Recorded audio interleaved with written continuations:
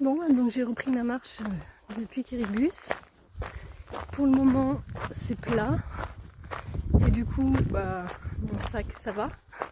Comparé à ce matin sur ce chemin qui a priori ne faisait que 2 km, mais qui pourtant était vraiment très ardu. Et en fait, du coup, ça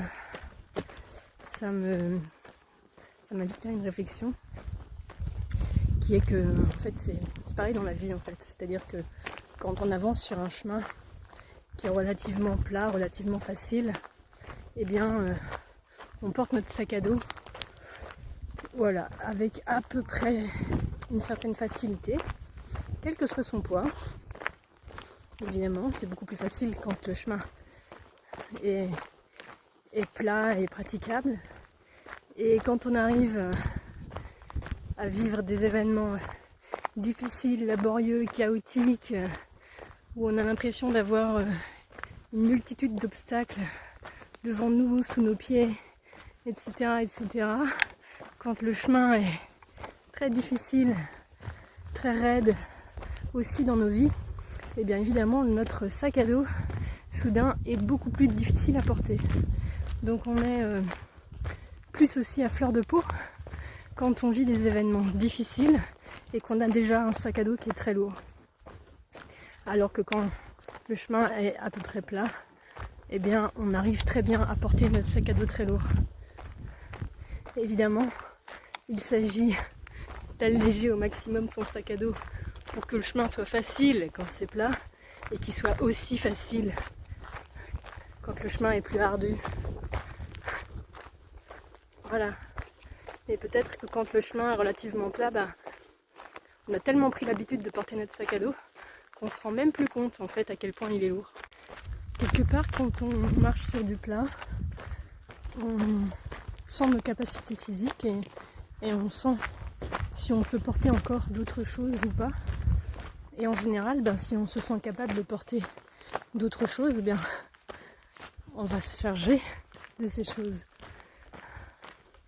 Voilà.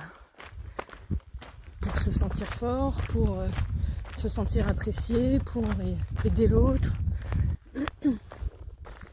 Et puis, tant que c'est relativement plat, tout roule quoi. On porte notre sac lourd.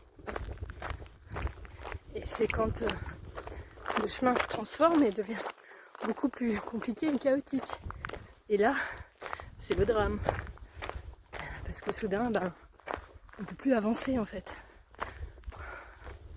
Ça tire trop sur le dos, sur les jambes, peut-être sur les épaules. Voilà. Peut-être ça vous parle, peut-être que votre corps vous parle. C'est pour ça qu'évidemment il est intéressant d'observer tout ce que l'on porte. Quand le chemin est relativement plat et simple, pour pouvoir s'alléger de tout ce qui n'est plus nécessaire, de tout ce qui n'est peut-être même pas à nous, pour que, évidemment, ce soit beaucoup plus facile aussi quand le chemin devient un peu plus compliqué.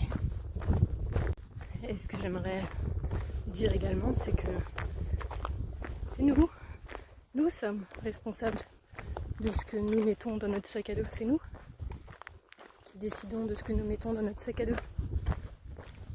Il y a ce qu'on prend et il y a ce qu'on décide de ne plus prendre, de ne pas prendre, de ne plus prendre. Mais c'est nous qui décidons de ce que nous mettons dans notre sac à dos. De par les choix que nous faisons, de par notre capacité à nous affirmer, de par notre facilité à exprimer nos propres besoins et à déceler jusqu'où on peut aller. Apprendre à se respecter soi. Voilà. Tout ça, c'est des choses qu'on va apprendre à mettre en œuvre pour choisir minutieusement, finalement, ce que l'on va mettre dans notre sac à dos ou pas. Ce que l'on va décider de porter ou pas. Pour avancer sur notre propre chemin de vie. Voilà, c'était la petite pensée du jour.